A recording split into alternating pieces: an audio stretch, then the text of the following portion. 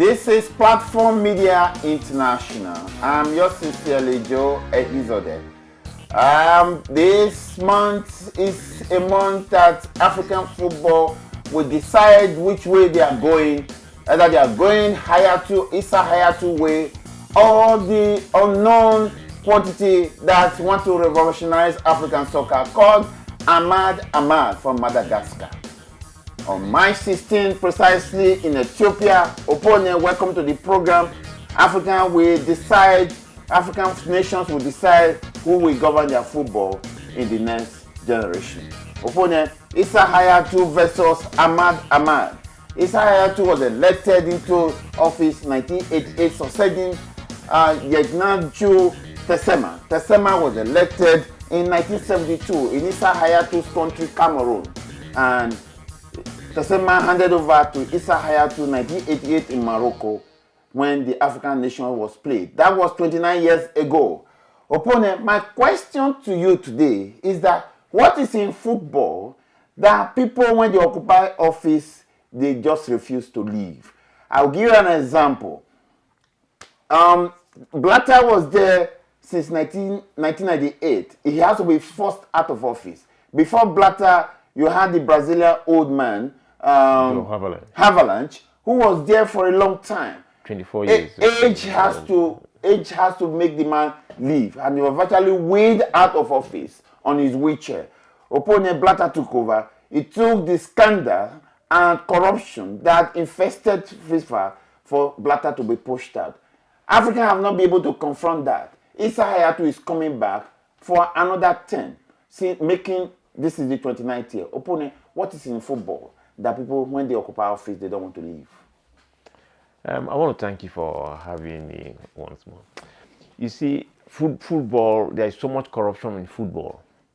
There's no accountability in football, and people in football, most time football, people that run football, when there's no accountability in most of those organizational associations, they are bound to sit on everything that goes on there. That's the biggest problem we're having.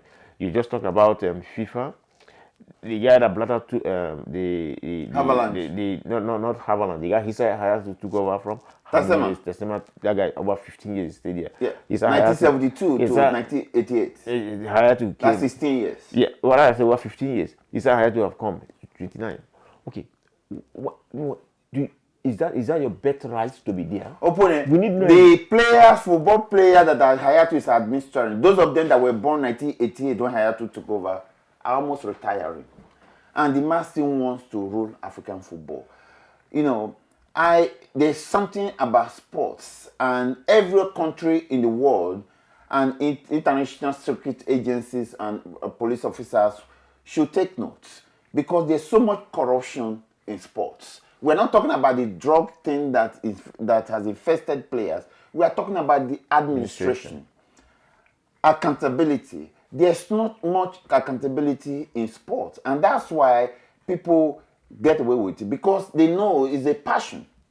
People cannot do without sports. You and I cannot, because we live by talking sports, right, opponent? Yeah.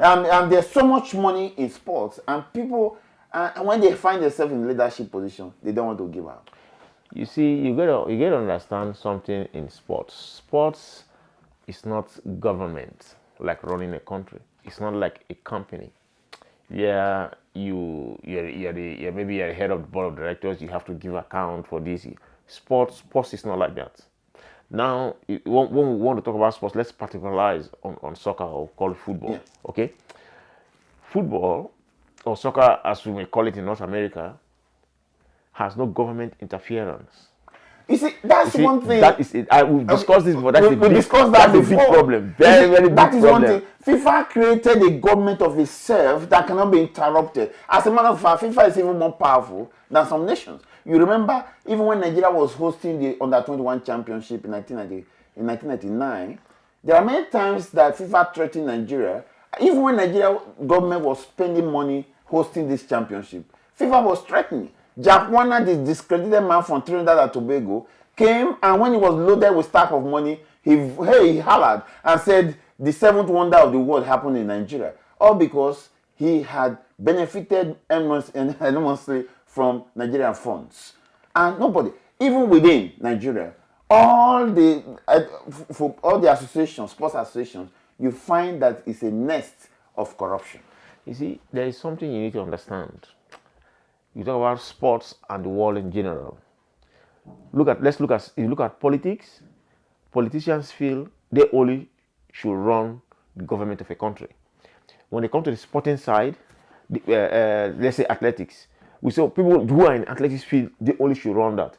When it comes to football or soccer, they feel only they should run that. Now look, FIFA created a system which says nobody can interfere in football in their country. Now, from the top, that's what they are doing. They control everything. Nobody can say anything. Now, when it comes to the federations, that's the same thing that's happening. My wonder, opponent, is how would the international community allow somebody to create a monster called FIFA that no government can control? It's not about creating a monster that no government can control. You see, it's a system that they've created because they know the corruption starts from the top and keeps draining down slowly. That's why you see in every association, in every organization, association that involves football in particular, they just keep draining everything that is there. They don't want to leave. Yeah, let's digress a little. The man who's challenging Hayatu is called Ahmad Ahmad. He's a 57-year-old politician from Madagascar. I understand he's the deputy senate president in legislative assembly in his country, and he's also the FA chairman of Madagascar. And to tell your opponent, surprisingly, Hayatu had made a law that non-executive members would not contest the CAF presidency, but unknown to him that there will be a mole that will unseat him. Ahmad Ahmad suddenly sprang up, and that's why he has an opposition. Otherwise, there wouldn't have been an opposition at all. But again, the question I want to ask you is that Nigeria is backing Ahmad Ahmad. Is that a good politics? You see, there comes a point in time when you call a spade a spade. Hayatu have been there for about 29 years now. Hayatu still holding the mantle of leadership in CAF football. Nigeria have no chance. Now, if you can see, the guy is praising Nigeria, South Africa, Egypt. You need change. We need change. Now he's saying he only wants three tenures of 4 years. And who is that? Ahmad. Ahmad saying he wants 2 tenures. For 4 years. Yeah, so he doesn't want this thing to be too long. Can we hold him to that? Yeah, you can hold it to that. That's why you make them make those statements. Okay. Then you hold them to that. So what I'm trying to say, did Nigeria play good politics by standing behind Ahmad Ahmad? Nigeria standing behind Ahmad Ahmad is to me is the only chance they have. Okay. In having say in CAF. Okay. Because right now, I had to just brush everybody aside. But surprisingly, there were some elements in Nigerian Soccer Federation who wanted Hayatu. But the president, Pini Kamaju, decided to go queue behind Ahmad Ahmad, and the government solidly is backing him now. Ahmad Ahmad, as I'm talking to you, visited Nigeria about a couple of days ago, and he also visited the Senate president. That shows you how the strong financial political muscle that Nigeria is putting behind Ahmad Ahmad. Yeah, but you see, it's not just like Nigeria putting the financial muscle or this thing on Ahmad Ahmad. You can see that Ahmad, okay, let me use football. When Westerhoff came to Nigeria, he looked at Nigerian football and he found something. He found out that Keshi was powerful in Nigeria. He attached himself to Keshi. Yeah. That made him successful. Yes. Now, Ahmad Ahmad, knowing how big Nigeria is, he knows Nigeria. If he attaches himself to Nigeria, it will help him in his this thing for the FIFA president. That's why he's coming to Nigeria. Well, as I'm talking to you, Egypt is backing him, South Africa is backing him, Nigeria is backing him, the heavyweights. But don't discount the old folks, because the politics is by more numbers. You cannot write Hayatu off, because some of the little nations like Lesotho, Gambia, Senegal, all those people can queue behind him, and don't discount with the little. No, I'm not discounting. But if Ahmad Ahmad is going to places like South Africa, Nigeria, Egypt, Ghana, it is difficult. It will be difficult for Hayatu. I'm not saying not impossible, but it will be difficult for Hayatu because these nations are bigger football soccer nations. And you know, these bigger soccer nations or football nations, they have followers too. They have little countries that follow them. That Every country is entitled to one vote, though. No, every country, what I'm saying, every country is entitled to one vote. Yeah. But for example, when we say Nigeria, there are a lot of African countries that like Nigerian football. A lot of African countries that like South Africa for one reason or the other. Now, if he is going to these bigger major countries, it doesn't mean that these bigger major countries can draw other countries towards them. That is the idea. Kind of pull them behind them. Yeah, pull these countries behind them. You get to see, sometimes most of these things is what we see.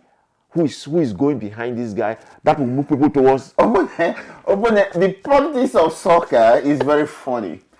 Adamu, Dr. Amos Adamu, you know him, the effort terrible of Nigerian football, had come back to the committee in African football after the suspension, and he was going to play a lot of influence on this election. But barely few days, he was suspended, and another 3 years was slammed on him. I guess some elements in African football know that Adamu is powerful, so they want to push him out of the way. Because Adamu was giving Hayatu another backing so that Hayatu will come back. Although you know they are in the same nest, they being together, the old forces can never be enemies. Yeah, we see. Look. Sometimes we look at certain people. They say this guy is powerful. This guy is powerful. This guy is big. He's strong. But you see, he doesn't know what is behind him. He doesn't know what is coming from the side. So he's got to wait. Now Hayatu knows. Now that now look, there's a challenge now with this bigger. Because see, when countries like South Africa, Nigeria, Egypt, when countries like that are backing that guy, you know, it will be difficult for you to play any tricks. It will be difficult to try to cheat anywhere because people will be watching very, very carefully now. People are watching very, very carefully. So they also let our viewers know the compound politics of African football, or as a matter of our global football. Madagascar was supposed to host the Under-17 championship, but it was taken away from them because Ahmad Ahmad was challenging the big elephant in the room. And just to let you know, I just mentioned to viewers that Dr. Amos Adamu, who is the most powerful sports administrator in Africa or in Nigeria, wanted to back Hayatu, and he was suspended by FIFA. So the game is being played. You can begin to see the pictures how they are moving on the chess game. Yeah, so, but there's something I want to say. Yeah. Why I'm still giving Ahmad a chance is this. If you look at certain things the guy is saying, he said, look, the Europeans are using us like a plucking ground. We don't want that. FIFA is not investing much in infrastructure in Africa. We don't want that. People have to invest more in infrastructure in Africa. Yes, because Africa has a lot of resources. We have the number. African nations, if football is well developed, you can imagine if soccer is played during your era in the Liberation Stadium, Port Harcourt, takes about 45,000 capacity. It's filled to the brim. National Stadium Lagos used to be 65,000, filled to the brim.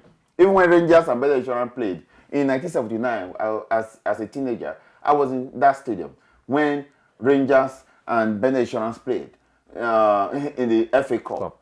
In 1981, when Bender Insurance played Superstores in FA Cup, I was in the stadium. The stadium was packed full, but nothing like that. So if we develop resources, like Ahmad is promising, football will come back and there will be a lot of money and there will be no need for our players to be moving abroad and be priced cheap. You can imagine African players going to Serbia, going to Bosnia, Indonesia, going to Indonesia. Like me, that going, should be like you going to Malaysia, leaving Nigeria to play Malaysia. You see, opponent, you are one of those victims too. Well, exactly. Well, so quickly before we go, for that to this time, having backed Haman, if Haman loses, is Nigeria prepared for the politics that Hayatu will play? See, I got to put it this way. Ahmad loses, Hayatu wins. It's going to be hell for Hayatu. I'm telling you right now. Okay. If Hayatu wins again, it's going to be hell for Hayatu. Right. Don't be surprised if he's forced out. Right. On that hopeful note, on optimistic note, Hayatu and Ahmad, it's going to be a battle of wits and a battle of intelligence. Old versus new. Revolution coming to football in Africa. Let's see and wait here. PMI will bring you all the results and the politics of intrigue in African football. I'm yours sincerely, Joe Ehizude. Why thanking my very good friend Opono Yamabro for coming to the program. And thank you. And please don't let the viewers know that Ahmad have made it clear that we do not want African football, do not want anybody over the age of 70 to be running CAF anymore. He is 57. Yeah. With that, I say have a happy good night rest. But don't forget, meet us on Twitter, Facebook, Instagram, and we'll be happy to see you there.